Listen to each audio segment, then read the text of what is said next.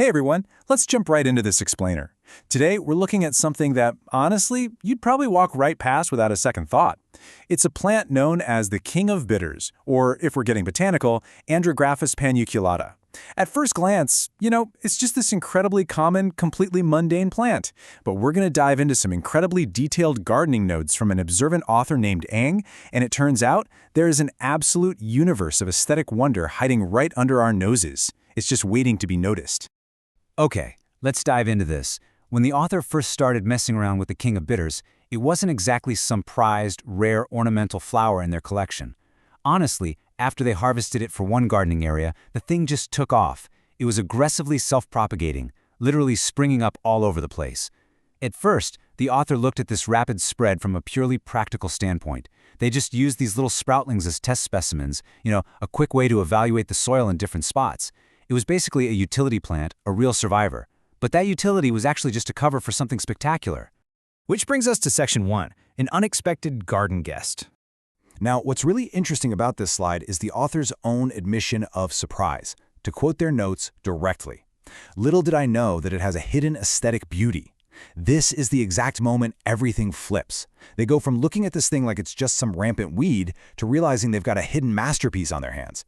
It's such a great reminder that, well, familiarity kind of breeds blindness, right? The plant didn't change at all. The way the author looked at it did. So how exactly did that perspective shift happen?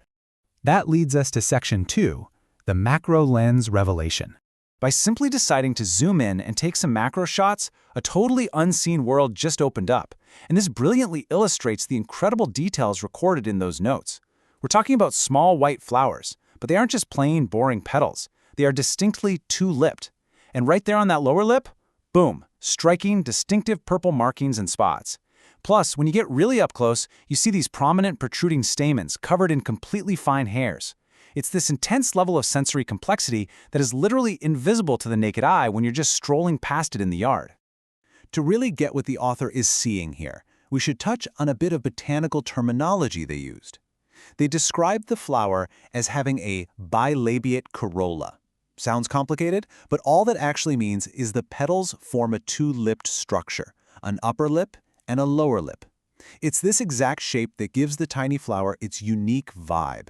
And, practically, it serves as a perfect little landing pad for pollinators. Moving right along to Section 3, the orchid illusion. You see, that specific two-lipped shape is the key to a pretty fascinating disguise. The author noticed that in those macro photos, the overall structure of this weed bears a wild passing resemblance to an elegant orchid. This is mostly because of that lower lip we just mentioned, which botanists call the labellum. In true orchids, the labellum is usually this highly modified, flashy structure meant to draw in bugs. Well, the king of bitters, with its pronounced lower lip and those cool purple spots, perfectly mimics that exotic aesthetic. It's just a common garden resident dressing up in the high fashion of the botanical world. So, the crucial point is that this is merely an illusion. Yep, the king of bitters is actually a bit of an imposter.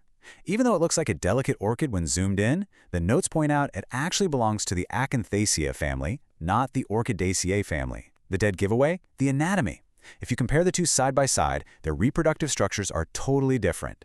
True orchids have a very specialized reproductive column, whereas our imposter, as those macro shots proved, rocks those protruding, hairy stamens. It's just a brilliant example of convergent aesthetics happening right there in the backyard. And that brings us to our final section, capturing the unseen.